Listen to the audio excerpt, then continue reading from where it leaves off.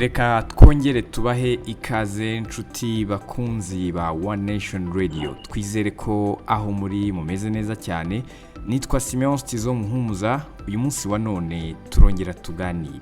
Turaza kurebera hamwe umubano w'u Rwanda ndetse n'ibihugu byo mu karere u Rwanda ruherereyemo.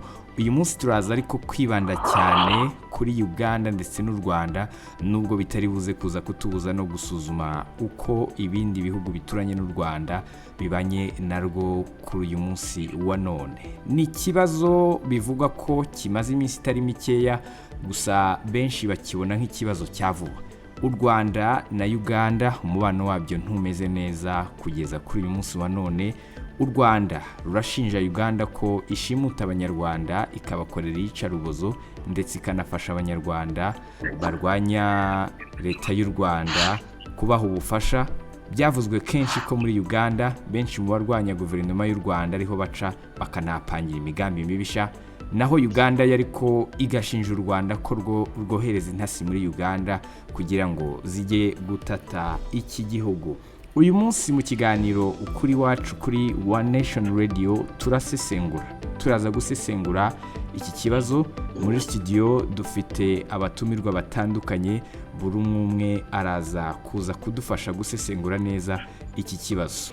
Turaza kuza kuba dufite Tom Ndahiro, ni umushakashatsi ndetse n'impuguke mu mateka y'u Rwanda, ariko cyane cyane yibanda kuri jenoside yakorewe abatutsi mu 1994, ariko bitanabuza no kujya mu bindi bice kubera ko politike ayisesengura akanayikurikirana umunsi ku wundi. Ntabwo ari we gusa, kuko turaza kuba turi kumwe na Ambroise Ngabonziza.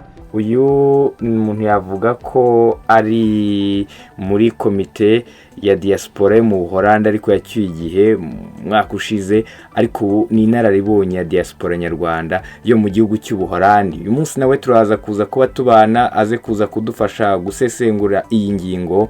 Gusa ntabwo ari we gusa, kuko turaza no kuza kuba turi kumwe na Felix Paul Masengesho. Uyu ari muri diaspora ya Boston, ashinzwe ubukangurambaga ndetse mu minsi yashize yahoze ari n'umuyobozi mu nzego z'ibanze hano mu Rwanda mu karere ka Nyarugenge. Ntabwo kandi ari we gusa, kuko turaza no kuza kuba turi kumwe na Patrick Ndengera, nawe ni umuyobozi wa diaspora ya Montreal mu gihugu cya Canada. Nawe araza kuza kuba dufasha gusesengura neza iyi ngingo. Ubwo ariko ari nako dutangira, reka ntangire nakira abo batumirwa ntangiye mbabwira. Reka duhere kuri Ambroise Ngabonziza. Ambroise, uratwumva neza? Mumeze neza? Ndabumva Simeon. Hanyuma Felix, nawe uratwumva neza? Ndabumva Simeon. Muraho neza? Mumeze neza namwe? Turaho, tumeze neza. Patrick, namwe mumeze neza muri Montreal muri Canada? Murakoze cyane Simeon kudutumira mu kiganiro kuri radio. Ndagira ngo mbonera akanya ko gusuhuza abagenzi banjye turi buhurire muri kino kiganiro, n'abandi bose bazatwumva. Tom, tubaha ikaze mu kiganiro. Murakoze cyane. Uyu munsi turi kuganira ku mubano w'u Rwanda ndetse n'ibihugu birukikije byo mu karere. Ngira ngo niho twahera nk'inararibonye mukurikirana politiki y'u Rwanda ndetse n'ibindi bihugu umunsi ku wundi, buryo ibihugu bigenda bibana, ariko by'umwihariko turibanda ku bihugu byo mu karere. Muri rusange mubona ubundi kugeza uyu munsi wa none umubano w'u Rwanda n'ibihugu byo mu karere uhagaze ute kugeza amagingo aya? Umubano w'u Rwanda n'ibihugu duturanye ni mwiza muri rusange, uretse agatotsi kari mu bihugu bibiri gusa, igihugu cy'u Bugande n'igihugu cy'u Burundi, ariko ahandi dufite umubano mwiza cyane. Niyo mvuga rero n'akarere, ntabwo mvuga ibihugu duhana imbibi gusa,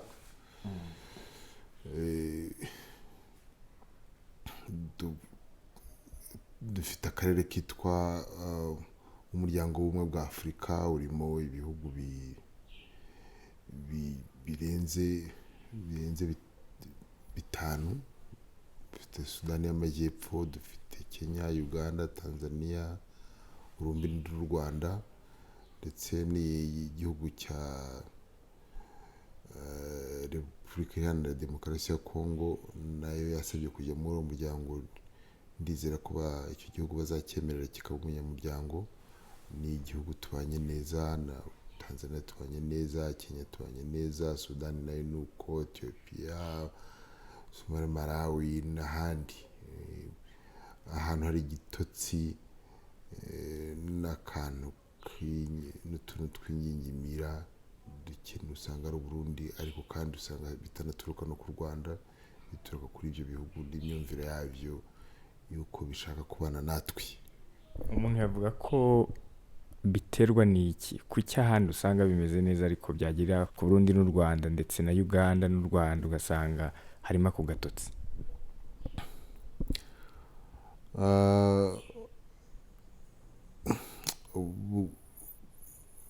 Reka mpere ku Burundi kuko ntabuvugaho cyane.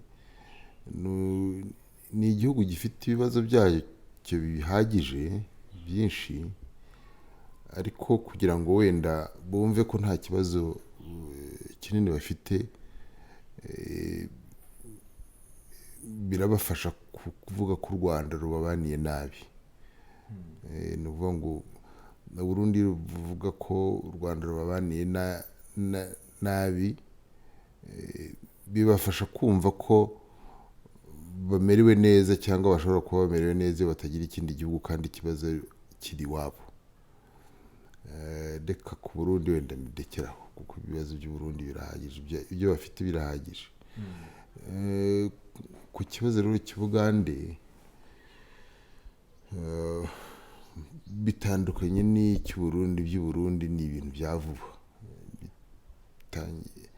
ibintu bitangira nko muri 2014-15, ariko iby'Ubugande urebye bitangira kera.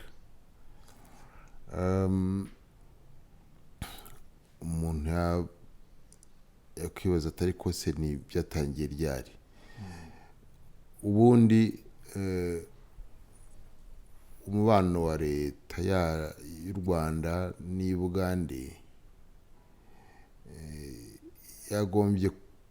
wagombye kuba ari umubano mwiza cyane kubera amateka y'ibi bihugu byombi ndetse n'ubuyobozi bw'u Rwanda buriho.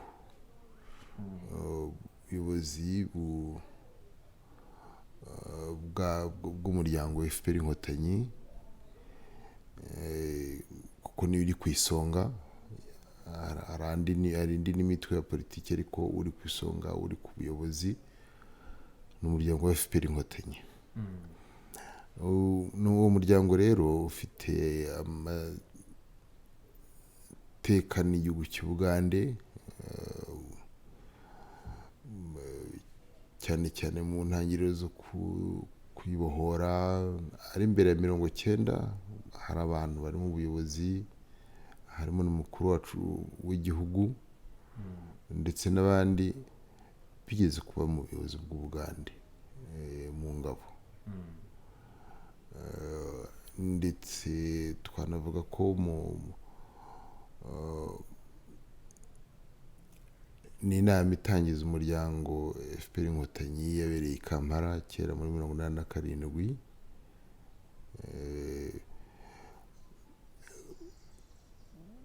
Urugamba rwatangiye ingabo zacu ziva muri za Uganda, dutangiza urugamba rwo kwibohora mu Rwanda. Ni igihugu cy'abantu bari batubaniye icyo gihe, kandi hari impamvu z'uko abakurikiye amateka y'Ubugande n'urugamba rwabo rwo kwibohora, rwo gukuraho ubutegetsi bw'umuntu witwa Obote, hakajyaho NRA, mu ngabo za NRA bavuga ko moko wiburebye mu moko y'abantu muri Uganda ubwoko bwari bwiganje mu ngabo za NRA ari mbere na nyuma, no kuvuga kuva muri 1981 kugeza muri 1986 bafata ubutegetsi, no kuva muri 1986 kugeza muri 1990 ingabo za RPF zifata icyemezo cyo kubohora u Rwanda. Abanyarwanda nibo bari benshi mu ngabo za NRA, nk'ubwoko mbese nk'igice cy'abantu bari muri Uganda. Ibyo rero ngiye muri uwo mujyo ushaka kwerekana ko ubundi umubano wacu n'Ubugande wakaba yari umubano ushingiye ku mateka ukaba mwiza cyane kurushaho, kuko ibyo kuwubakiraho bihari. Nyuma y'urugamba rwo kwibohora ngira ngo hari ikintu cyabaye cy'uko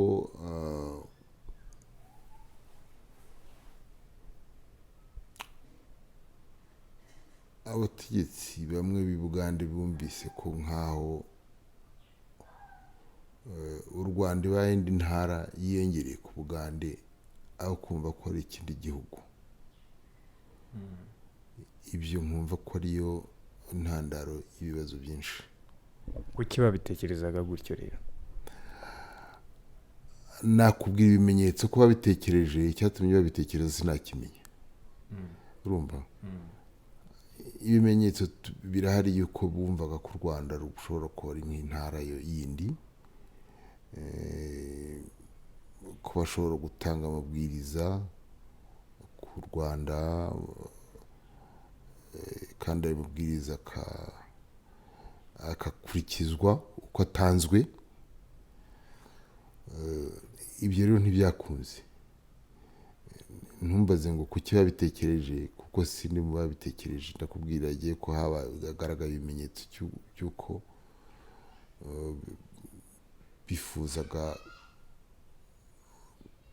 bifuzaga ko u Rwanda rwaba nk'akandi kantu kiyongereye kuri iki gihugu. Ntabwo buriya uwabimenya neza, uwabivuga neza impamvu ni uwabitekereje akanabikora kurusha twebwe tubireba dusesengura ukuntu umubano wagiye ubaho. Ikigaragara uyu munsi nubwo hari ibibazo biboneka mu mwaka w'ibihumbi 2019, ariko byaratangiye cyane kuboneka muri mwaka w'ibihumbi 2017, usanga ikibazo cyaratangiye kera kurushaho. Hari umugabo witwa Gerard Prunier wigeze kwandika igitabo ngira ngo yakise Continental War. Muri icyo gitabo agaragaza uburyo muri 1998 mu 1998 hari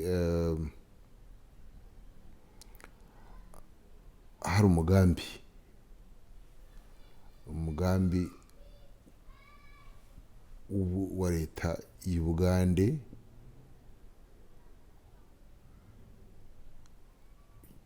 hakagaragaramo murumuna wa Perezida Museveni witwa Sale Musare wo gutegura abantu bazatera u Rwanda. Bageze naho bashakisha aho abo bantu bazitoreza, bashaka ko bazitoreza mu gihugu cya Tanzania, wenda nabwo n'ahandi. hari ibintu byagiye biba mu mwaka w'ibihumbi bibiri na rimwe, aho perezida Museveni yandikiraga nk'abategetsi bamwe bafashaga u Rwanda ngo ko bakwiye kubireka. Hari uburyo bashakaga ko u Rwanda rukemura ibibazo byarwo. Hari igihe twari dufite ikibazo cy'abantu bari barahungiye mu gihugu cya Congo ikiri Zaire. U Rwanda rwahisemo gucyura impunzi ku ngufu, binaviramo no kuvaho ku butegetsi bwari buhari bwa Mobutu. U Rwanda rugafata ibyemezo, ugasanga Uganda hagati aho ngaho nk'aho Uganda bwafashije u Rwanda, ahubwo bugashaka kubutegeka ngo nimukore ibi nimukore biriya, ndetse Ubugande bugategeka n'u Rwanda gukora ibintu u Rwanda rushoboye kubarusha. Ngira ngo ni naho n'amahane yaturutse yo gutegura ibyo muri 1998. U Rwanda rwaba rukora bifite ibyo rukora kubera ibibazo by'umutekano warwo mu gihugu cya Congo, ubwo nticyari cyararetse kwitwa Zaire. Ubugande bukivangamo kuko bwakomeje gufata u Rwanda nk'insina ngufi, n'ibyo nakubwiye ngitangira. Ni nabyo byabyaye n'indi ntambara bise ko ari intambara yo muri Gisangani. Ibyo ngibyo byarashize kuko burya nta bibazo bihari bishobora kubaho igihe cyose.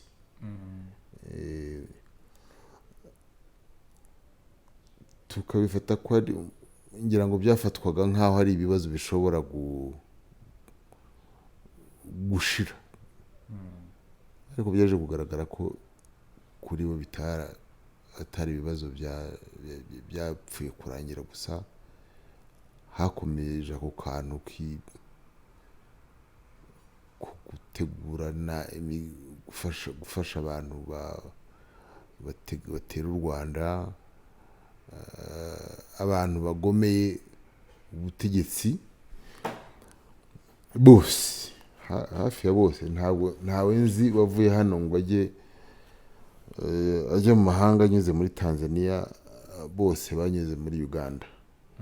Ufashe Kayumba ugafata Karege, ugafata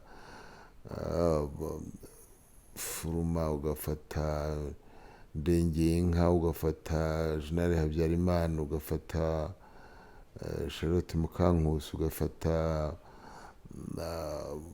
abitwa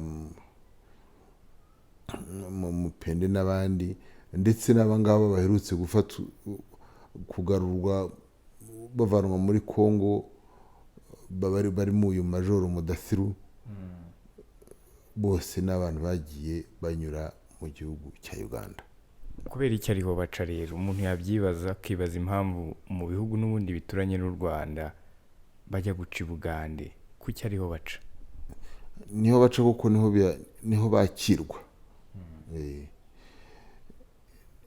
Nibyo nasobanuraga ko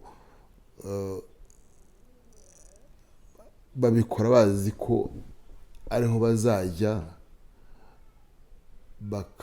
bagafatwa neza nk'amata y'abashyitsi.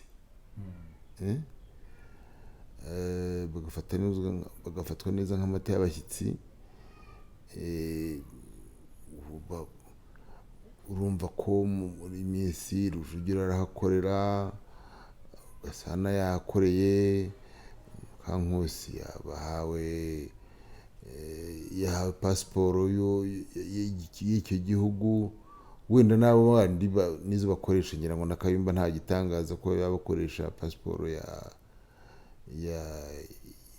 ya Uganda.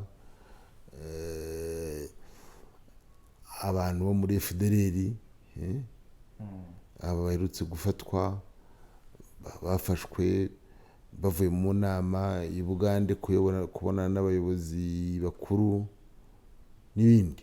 ibyo byaretse rero byarenze aho ngaho u Rwanda kubera ko rwakomeza kuvuga ngo nyamuneka iyi mibanire n'imibanire bwoko ki twabana dute kandi mutwifuriza inabi. Ubundi umuturanyi yaba umuturanyi w'umuhana umuhana muturanye cyangwa utari n'umuhana umuturanye uri ari umuhana wo hirya muziranye umwifuriza ineza yagira ikimutera ukamutabara yagira ibirori mukabisangira kandi yagira ibyago ukamufata mu mugongo. Ibyo rero byo gufasha abantu bashaka gutera u Rwanda ni ibintu bimaze igihe, urumva ko bifite amateka ubu ngubu agiye kumara imyaka irenga 21. Ambroise uri umunyarwanda, umuntu yavuga ko amateka y'igihugu cyawe nawe urayazi, ariko iyo urebye ugasuzuma ukurikije ibyo usoma ariko ugashyira no mu mboni yawe, ubona muri rusange u Rwanda n'ibihugu bituranye narwo hano mu karere umubano wabyo ubona uhagaze ute? murakoze Simeon. Nk'uko mugenzi wacu Tom yabivuze mu kanya, twibanze cyane ku mubano w'u Rwanda n'Ubugande. Muri iyi minsi umubano ntabwo umeze neza. Uganda ntabwo ibaniye u Rwanda neza. Hakunze kugarukwa cyane ku byo kugerageza guhungabanya umutekano w'u Rwanda, Uganda ikoresheje gutiza umurindi amagurupe y'iterabwoba ashaka kubangamira u Rwanda. Ikindi cyakunze kugarukwaho ni uko Uganda ntabwo hatekanye ku Banyarwanda. Abanyarwanda ntabwo bakisanzura muri Uganda, barafatwa, bagahohoterwa, bagafungwa, bakicwa. Ikindi cya gatatu umuntu yagarukaho ni uko Uganda imaze igihe kinini igerageza kwizora u Rwanda. Iragerageza kwizora u Rwanda, igerageza kubuza kugendwa, igerageza kubangamira ibikorwa by'umudendezo w'Abanyarwanda basurana, ariko iragerageza no kubangamira mu by'ubucuruzi. Yagerageje gufunga amarembo y'u Rwanda ibangamira byaba iby'ikorwa z'inzira za gari ya moshi, byaba iby'ubucuruzi bwo mu kirere, indege ntabwo zitambuka neza. Ibyo byose ni ibigaragaza ko Uganda itabaniye neza u Rwanda. Ubwo nabangejeje aho ngaho ni byinshi, ariko bagenzi banjye nabo bashobora kuza kunyunganira bakagira icyo bongera. Hanyuma Ambroise, usibye Uganda ubona ibindi bihugu byo kugeza uyu munsi wa none byo umuntu yavuga ko umubano ari mwiza uhagaze neza? Agani nongeye kugaruka nk'uko icyo Tom yavuze haruguru, u Rwanda rufite ibihugu byinshi rubanye neza nabyo, haba mu karere muri East African Community, haba mu baturanyi. Ariko umubano rimwe na rimwe hari igihe ugira gutyo ukazamo agatotsi, ibyo bihugu bigizemo uruhare. Ariko ikigaragara ni uko buri gihe u Rwanda rukora uko rushoboye kugira ngo runoze umubano n'abaturanyi. Twavuga cyane nk'igihugu cya Congo, aho mu minsi yashize ubutegetsi bwari buri icyo gihe nabwo bwagaragaraga nk'aho bushyigikiye abarwanya u Rwanda, ariko ubu noneho bukaba bwarahindutse, bikaba bigaragara ko aho ubutegetsi bushya bugiriyeho umubano uragenda ugana mu nzira nziza. Ibindi bihugu twavuga ko tubanye neza, hari ibihugu nka za Tanzania, za Kenya. Ibyo ni ibihugu tudafitanye ikibazo na kimwe. Ariko mu majyepfo nabwo mu gihugu cy'u Burundi twavuga ko igihugu cy'u Burundi gisa nacyo nk'ikigaragara nk'aho cyafashe umurongo wo gukorana n'umutwe wa FDLR. Hanyuma Felix, ngira ngo nawe aho uri uratwumva, reka tujye kuri Uganda. abanyarwanda baba abakuze bazi amateka y'igihugu baba n'abatoya wenda uyu munsi bafite ubwenge icyo gihe batari bariho barasoma cyangwa barabikurikira urugamba rwo kwibohora bivuga ko ariho rwatangiriye kugira ngo inkotanyi zize zibohoza igihugu wari mukuru icyo gihe wari uhari umuntu yavuga ko mu ncamake bundi ku batazi uko urugamba rwo kwibohora rwatangiye umuntu yavuga ko rwatangiye gute urakoze Simeon. Urugamba rwo kubohora u Rwanda navuga ko ari igitekerezo kigaragaza ubudasa bw'abanyarwanda kuko mu myaka yabanjirije urugamba wenda bariho mpera twagize ibibazo bishingiye kuri politike mbi yayoboye igihugu nyuma y'umwaduko w'abazungu icyo bita divize pour régner cyangwa divide and rule yagize ingaruka ku gusenya inkingi ya mwamba abanyarwanda bari bubakiyeho y'ubumwe bwabo. Ibi iyo bireba no mu byanditswe n'abakoroni ubwabo ubibona mu bitabo basize banditse ndahera nko ku gitabo cyanditswe n'abazungu cyitwa Le Rwanda Ancien Moderne ku rupapuro rwa 36 aho bavuga ko biri mu gifaransa ariko wenda ndabishyire mu kinyarwanda ngo les indigènes de ce pays n'avaient que le seul sentiment de ne former qu'un seul peuple les Banyarwanda. Susi y'abanyarwanda cyangwa igitekerezo abakurambere bacu bari bafite ko ari ugushyira hamwe abanyarwanda kugira ngo bashobore gukemura ibibazo byabo bafatanije. Tugira ibyago rero ko ubukoroni bwagize rwateye ikibazo gikomeye ku miterere y'abanyarwanda nuko bifuzaga ko igihugu cyabo kiyoborwa bikurikirwa n'imvururu zo muri 1959 abanyarwanda batagira ingano bisanga mu bihugu by'abaturanyi nkuko bagenzi banjye bavuze uko akarere kari kabanye n'u Rwanda umuturanyi ntabwo umuhitamo ubukwiye kubana nawe neza. Twisanze rero mu bihugu by'abaturanyi nyuma y'imyaka myinshi abanyarwanda bagerageje kwifuza gutaha ariko bibingora abahizi kubera ubutegetsi bwari buriho ndavuga Repubulika ya mbere n'iya kabiri ntabwo twajya muri ayo mateka yose ngo tubone umwanya. Repubulika ya kabiri by'umwihariko muri 1985 1985 izo mpunzi zagerageje binyuze mu mashyirahamwe gusaba ko bagaruka mu gihugu cyabo. Wari umukuru w'igihugu avugira mu nama n'abanyamakuru yabereye i Dakar muri Senegal ko ikirahure cyuzuye amazi. Byumvikana ko yashatse gukumira abanyarwanda ku buryo bushoboka bwose. Noneho abanyarwanda bishyira hamwe bashyiraho amashyirahamwe yaje kubyara umutwe wa politike wiswe FPR Inkotanyi tuzi uyoboye igihugu kuri uyu munsi. Abanyarwanda bashinga umutwe wa politike uzagarura abanyarwanda mu gihugu mu ntego zawo niko zari ziteye. Hagati y'amatariki 25 na 29 z'ukwezi kwa 12 1987 hashyizweho uyu mutwe wa politike nari mvuze wa RPF Rwandese Patriotic Front cyangwa se Front Patriotique Rwanda mu gifaransa.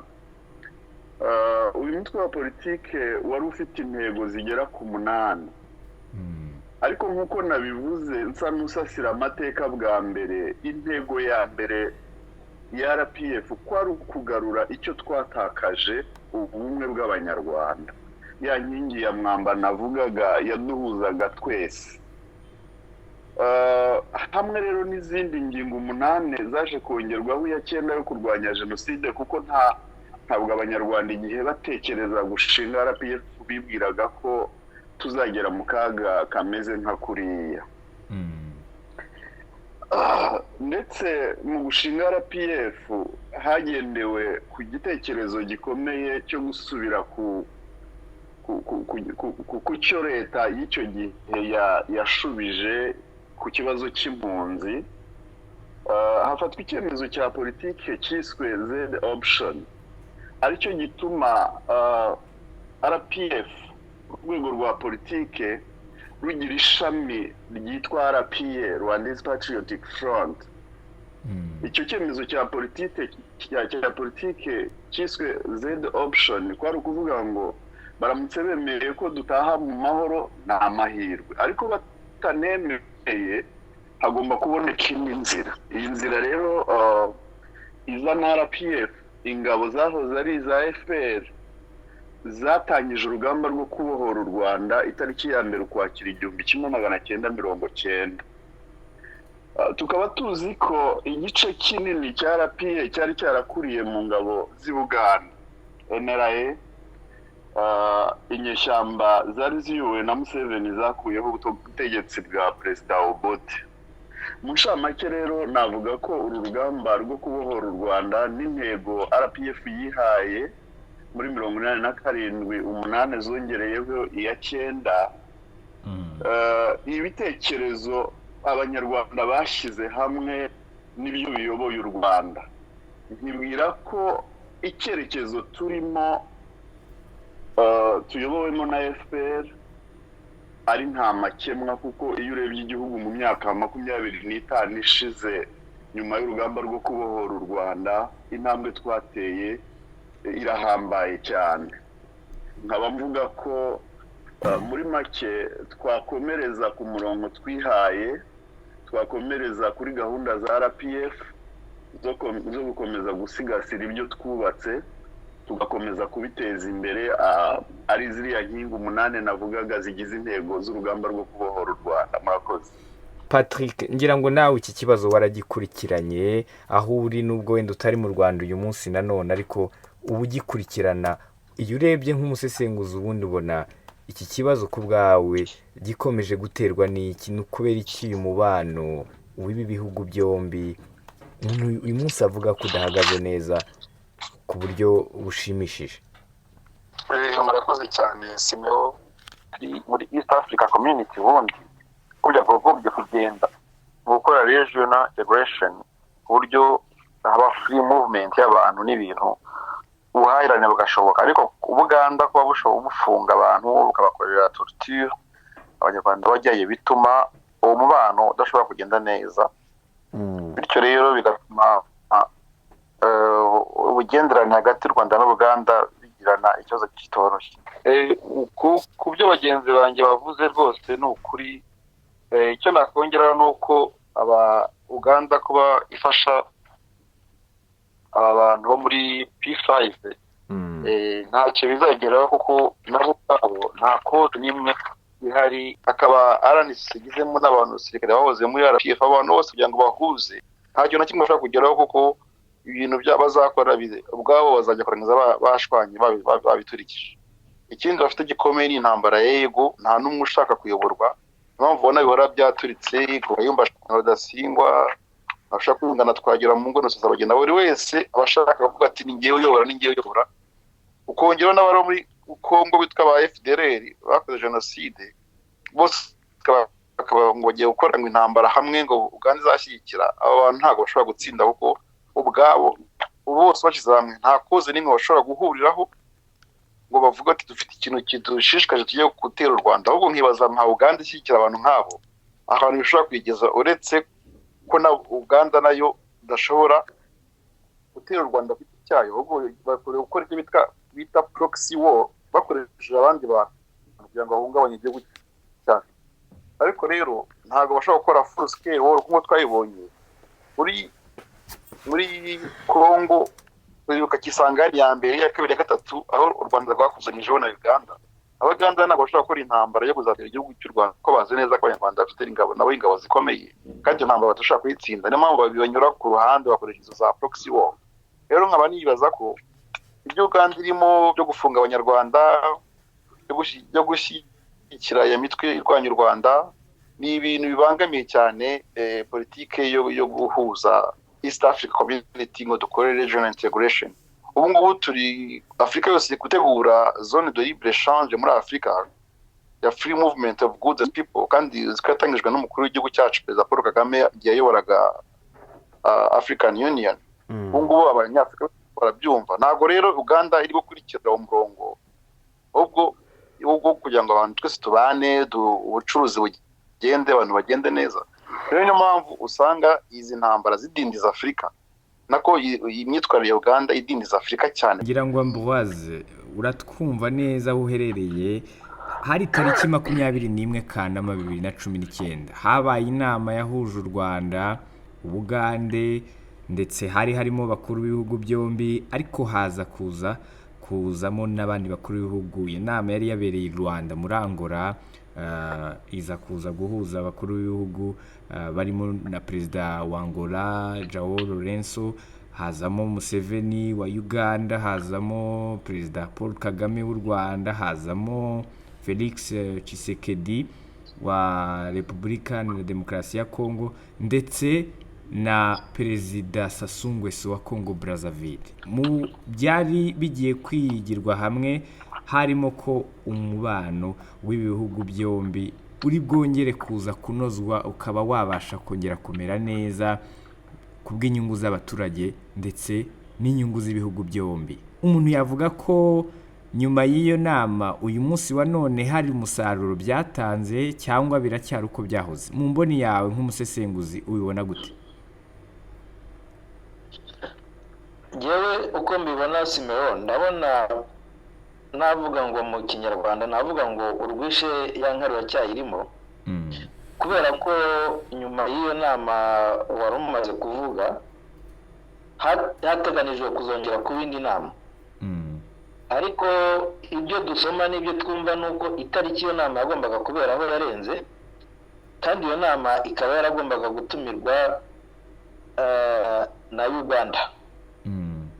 Uganda rero ikigaragara nuko itabikoze, kandi amakuru asohoka nuko itatanze ibisobanuro, yatanze impamvu iyo nama itatumijwe. Aho ukaba wakubaza uteke uyu muntu uri iki gihugu kiri mu biganiro n'ibindi bihugu, ese kiri sincere koko, kubera ko kuba cyaragitahiwe ngo gitumize inama kikaba kitabikora, ntikinasobanurire bagenzi bacyo impamvu, ukabyibazaho ibibazo byinshi. Kandi ubwo kandi ruhande niko na bya bikorwa twavugaga byo kubuza umudendezo u Rwanda nabyo biracyakomeje. Abanyarwanda bari barafashwe, nta n'umwe bararekura ngo bavuge bati twabyemeye tugiye kubarekura. Abarwanya u Rwanda nta byemezo birafatwa bigaragara bavuge bati aba bantu tubahaye akato ntibazongera kwisanzura mu gihugu cyacu. Rero ubirebye neza urasanga ko ikibazo kuri Uganda kiracyahari. Felix, iyo urebye wowe ubona ari iyi mpamvu ituma abanyarwanda barwanya leta y'u Rwanda bajya guca muri Uganda ntibace mu bindi bihugu, ubona ari ukubera iki ku bwawe? Navuga ko impamvu nyamukuru yasobanuwe na bagenzi banjye ari uko batizwa umugambi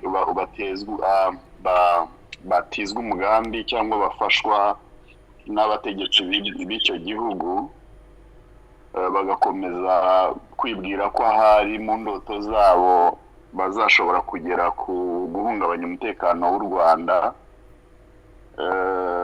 Ubundi buriya ikibazo nibo bakagishubije neza, ariko njye ntekereza nuko Ubugande bwamaze kumesa kamwe bwerekana ko gushyigikira abagirira nabi u Rwanda ari inzira ya politike bahisemo, kuko ngira ngo umukuru w'igihugu yagiye abivuga kenshi ko yagerageje kuvugana na mugenzi we, ariko ugasanga nta bushake buhari bwo gukosora amakosa agaragara.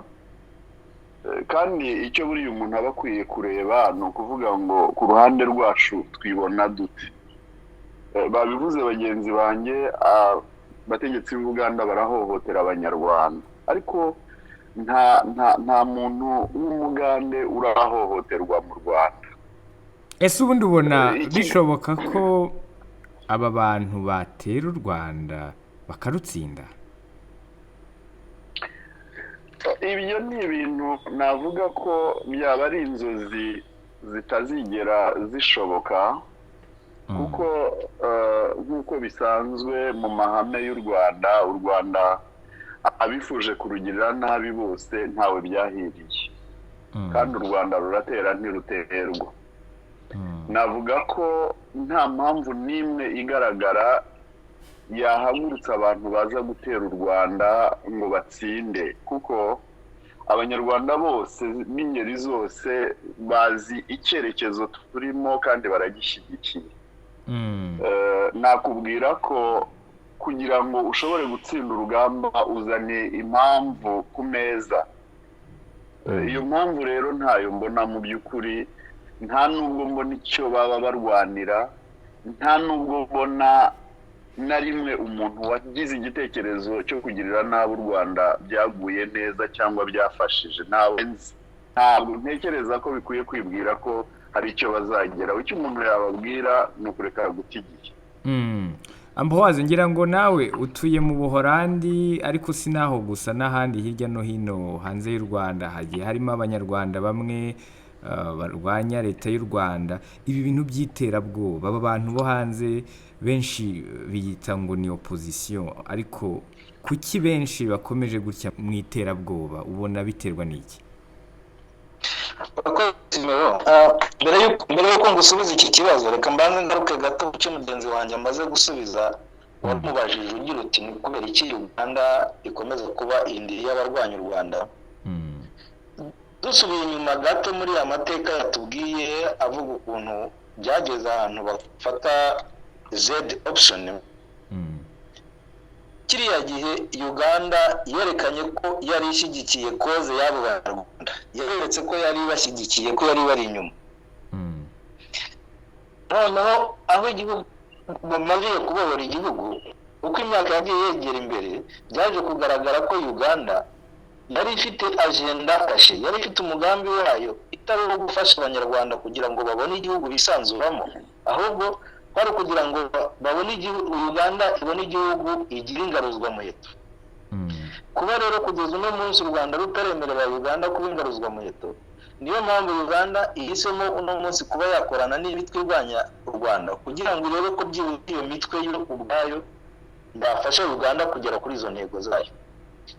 Noneho ngarutse kuri iki kibazo warumbajije cy'abarwanya u Rwanda, unyemerere ngucire mu mateka ho gato nihuta. Abo bantu barwanya u Rwanda muri iyi minsi basigaye baribumbiye mu mutwe bise ngo ni P5. Muri P5 groupe irimo ubona igaragara kuba yarusha izindi ni yitwa FDU inkingi. Kubera iki rero FDU inkingi? Iyo urebye amateka yayo ubona ni umwuzukuru w'icyahoze cyitwa LDR. LDR ni ishyaka ryari ryarashingiwe mu nkambi muri Congo. Iryo shyaka naryo ryaje risimbura icyari leta y'abatabazi yakoreraga muri ibyo bihugu.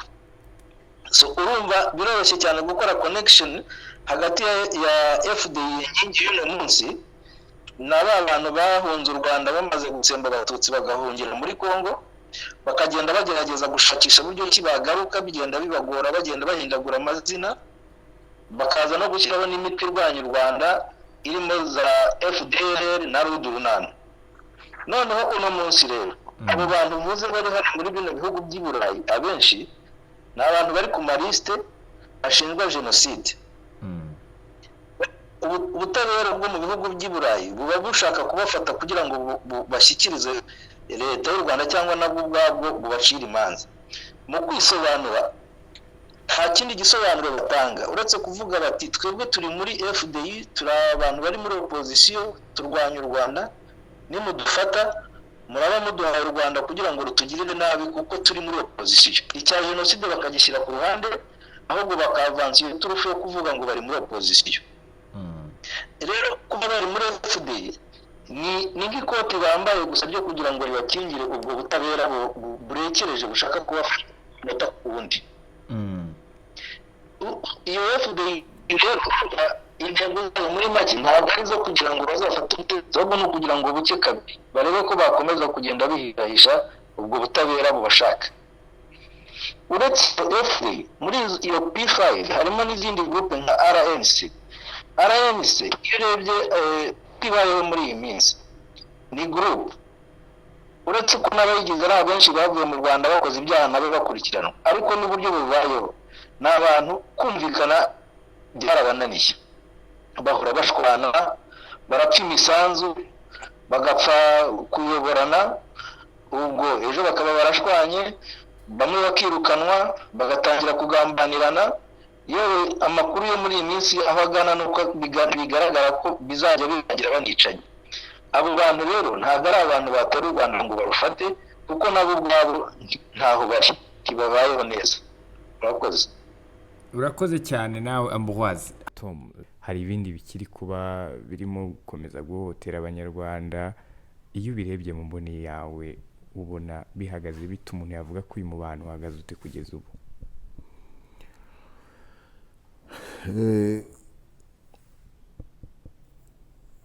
navuze ikibazo cyo gufasha abahungabanya umutekano w'u Rwanda,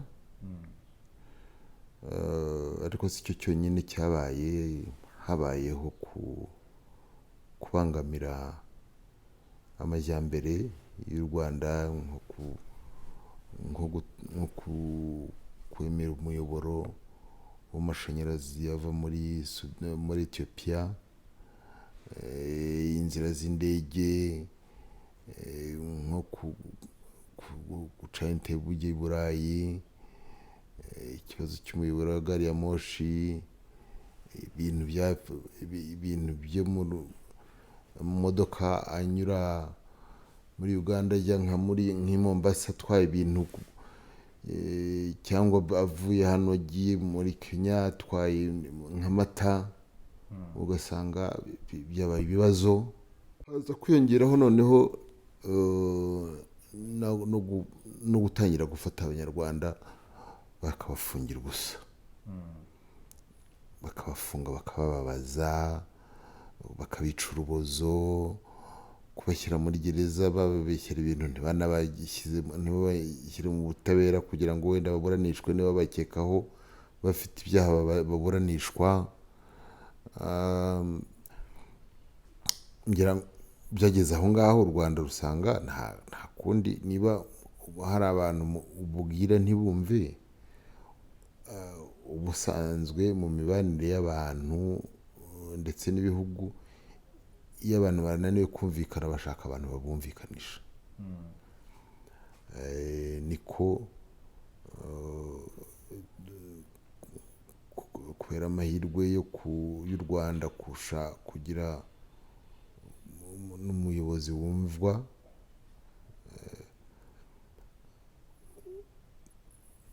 byabaye mahire igihugu cya Repubulika Iharanira Demokarasi ya Kongo na Cyangora kirabyumva, ndetse habaho gusinya amasezerano yo kuzarwanya imitwe irwanya u Rwanda ikoresheje igihugu cya Kongo, wenda n'ibiri muri Kongo irwanya icyo gihugu, ariko bahawe amasezerano nk'ubwumvikane bwo kugarura umutekano muri ibyo bihugu bitatu. Habaye ubufatanye, ariko haza no kwiyongeraho n'ibyo kuvuga ngo ariko hari n'ikibazo cy'Ubugande, uwashaka uburyo gikemura ntabwo byaba byiza kurushaho. Niko haje kubaho inama yahuje ibihugu byo bine, harimo n'indorerezi imwe. Iyo ndorerezi kikaba ari igihugu cya Congo Brazzaville. Byonyine iyo ntambwe yaje kubyara n'icyo bakwita amasezerano y'ubwumvikane, Memorandum of Agreement, n'ukuntu ikibazo cy'u Rwanda n'Ubugande gishobora kuzakemurwa, ndetse bigera n'aho haba inama y'impande zombi yabanje kubera i Kigali mu kwezi kwa 9, ndumva ari ku itariki 16. Ibyo bikurikira inama yari yabereye Angola aho ayo masezerano yasinywe kuri 21 z'ukwezi kwa munani.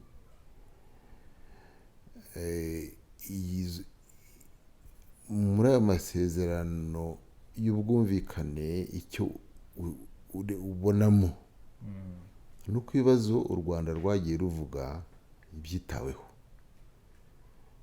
bivugwa mu buryo bwa diplomasi, ariko ubona ko ibibazo u Rwanda rwavugaga byumvikanye. Iyo nama rero irabaye kuri 16 z'ukwezi gushize, hagombaga kuba indi nyuma y'iminsi 30, ni ukuvuga ngo ni 16 z'ukwezi kwa 10 Ukwakira. Ubwo bwagomba kwitegura, ntabwo yabaye, sinzi izikurikiraho izaba ryari.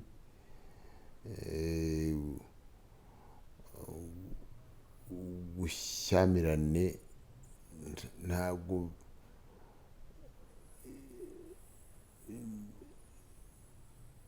ikibazo ntabwo cyaje kuba gukemuka cyane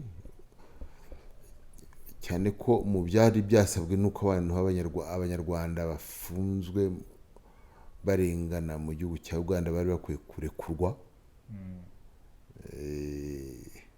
Ni benshi, barenze 100, wenda bashobora kuba ari n'amagana, kuko nta n'umuntu uzi umubare nyawo.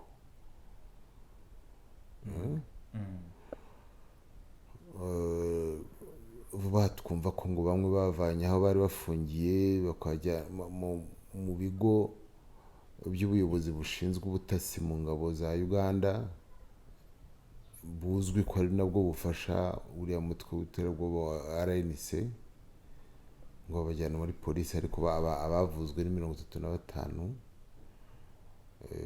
Ni bake ugereranije n'abafungiwe mu myobo cyangwa mu ahantu hameze nabi. Vuba banagaruye n'abantu 9 babajugunya hano, hari n'abandi bagenda bagarura 1-2, hari n'umubyeyi bagaruye bakamujugunya ku mupaka, baramufunze ariko bakamwambura n'umwana. Ibyo byose rero birano kuvuga ngo ntabwo umuntu yabivuga ngo birangizeyo, ariko ni ukuvuga ngo ikibazo kiri cyahari hagati y'u Rwanda n'Ubugande, kandi nyirabayazana n'ubutegetsi bw'Ubugande. Reka dusoreze ku kibazo kimwe rero, umuntu yavuga ko amaherezo y'iyi nzira ari ayahe? Amaherezo meza yava mu butegetsi bw'Ubugande kumva akamaro ko kubanira neza u Rwanda nk'igihugu cy'abavandimwe. U Rwanda n'Ubugande ntabwo bikwiye kubitwa ibihugu by'inshuti gusa, ni ibihugu bifite ubuvandimwe bwenda gusa n'abantu bafite isano muzi. Amaherezo y'ibi bintu Felix, ku bwawe urabona ari ayahe? Uyu mubano w'u Rwanda na Uganda uyu munsi wa none, benshi Tom yatubwiye ko ari ibintu bitari ibyaha vuba, byatangiye inyuma cyane guhera muri za 1998, ariko wowe iyo urebye urabona amaherezo yabyo ku bwawe, mu mboni yawe iyo ubyitegereje ari ayahe? Urakoze Simeo. Icya mbere ntekereza ko umurongo turiho nk'u Rwanda nk'igihugu, nk'abashyigikiye ibitekerezo ngenderwaho byo kubaka u Rwanda, navuga ko u Rwanda ruzakomeza gukora inshingano zarwo nk'igihugu uko bikwiye. Abandi nabo bahitamo gukomeza guta umwanya wabo bagata umwanya. Icyo nakubwira ni uko inzego z'ubuyobozi z'igihugu cyacu, inzego z'umutekano zihagaze neza cyane, uretse no kuba tugiye gusagurira uwo mutekano ibindi bihugu nk'uko RPF yabyiyemeje, ariko navuga ko imbibi z'igihugu cyacu zirinzwe neza. abaturage b'u Rwanda bazi icyo bashaka uyu munsi. Wenda icyo ntakubwiye ni uko mu mvururu twaterwaga n'ubundi n'umuturanyi uyu munsi tubanye nawe neza witwa Congo, uhereye nko muri 90 twabonye uruhare rukomeye kubera ubumwe Mobutu yari afitanye na Habyarimana, uko byagiye bikomeza kugenda, uko impunzi zatujwe hafi y'umupaka, bazi ko nyuma ya jenoside bazagaruka bakarangiza umugambi wabo. Ariko muri gahunda ya RPF ko ari uguca intege abanzi bayo. Akazi karacyakomeje rero, inkike z'u Rwanda zirarinzwe neza, imbere mu gihugu abaturage bameze neza, bazi icyo bashaka, bari mu iterambere. Ariko ntibitubuza ko kuvuga ko nta uzatuzanaho akaga ngo bimworohere, kuko icyerekezo cy'igihugu kirahamye, icyerekezo cy'abanyarwanda ni kimwe, ni ugukomera ku ndangagaciro, tukubaka ubumwe bwacu, tugatera imbere. Abifuza kudusubiza inyuma, inzego zose zirahari, zizashyira hamwe, tuzatsinda nta kabuza. Ambroise, ngira ngo nawe dusoza rero, umuntu yavuga ko amaherezo ari ayaheye ibi bintu. Wowe uyu mubano w'u Rwanda na Uganda ubibona gute mu mboni zawe? Yewe icyo navuga mu gusoza ni ukwibutsa ko ibi bikorwa birakorwa mu buryo umuntu yakwita unilateralma na Uganda. Ni ukuvuga ngo byose birakorwa na Uganda, nta reciprocity irimo, nta kuvuga ngo Uganda yifashe umuntu ngo u Rwanda narwo rufata undi, ngo wenda ngo ejo bazicara bavuga ngo reka ngo duhererekanye imfungo. Ibyo ntibizabaho, sibyo? Ubwo rero icyo bishatse kuvuga ngo amaherezo ni uko uriya muturanyi wacu ibyo bikorwa akora ku ruhande rwe, igihe kizagera wenda avuga ati ibintu nabo bingeza, reka mbihagarike. Ibibazo bizarangizwa nuko Uganda ubwayo izashyira mu gaciro ikavuga iti ibi bikorwa reka tubihagarike. Kandi ikindi umuntu yakwibutsa Simeo nuko ibyo bihugu nabyo biba bifite intambara zabyo nabyo birwana. Kongo, Uganda ikwiye kurebera urugero kuri Kongo, gufata abantu barwanya u Rwanda ukabacumbikira badafite umugambi uhamye, rimwe na rimwe nawe bashobora no kugukoraho. Rero nayo nishyira ubwenge ku gihe, ibyo bintu bivemo, dukomeze tubane neza. Inshuti bakunzi mudukurikiye, uyu niwo musozo w'ikiganiro cyacu cy'uyu munsi. Ngira ngo twashimira abatumirwa twari turi kumwe muri iki kiganiro, nkuko n'ubundi natangiye mbibabwira. Twari kumwe na Ambroise, uyu yahoze ari muri komite ya diaspora yo mu gihugu cy'Ubuholandi, diaspora nyarwanda yacyuye igihe. Iyi komite yari irimo umwaka ushize, ni nararibonye diaspora nyarwanda yo mu Buholandi. Hanyuma ariko twari kumwe kandi na Felix Paul Masengesho, uyu ari muri diaspora ya Boston, kuri ubu ashinzwe ubukangurambaga, ndetse no mu minsi ishize yahoze ari umuyobozi mu nzego z'ibanze mu karere ka Nyarugenge. Ntabwo ari we gusa, kuko nanone nkuko nabibabwiye twari kumwe na Patrick Ndengera, kuri ubu ni umuyobozi wa diaspora nyarwanda ya Montreal mu gihugu cya Canada. Twari kumwe kandi ndetse na Tom Ndahiro, ni umusesenguzi. Uyu munsi twaganiraga ku kibazo cy'u Rwanda n'Ubugande, umubano w'ibyo bihugu byombi uhagaze gute. Ngira ngo rero n'uyu musozo w'iki kiganiro, reka nshimire buri mutumirwa wese uyu munsi twari kumwe mu kiganiro. Felix, mwakoze cyane. Murakoze nawe Simeo. Wakoze cyane nawe Ambroise. Murakoze cyane rwose kudutumira muri iki kiganiro. Patrick Ndengera, mwakoze cyane. Murakoze cyane Simeo. Tom, mwakoze cyane ku mwanya wanyu muri iki kiganiro. Murakoze namwe. Ngubu rero umusozo w'ikiganiro cyacu, ikiganiro ukuri wacu nakagaruka. Ngiye nitwa Simeon Stizo Muhumuza. Amahoro y'Imana akomeze kubana namwe.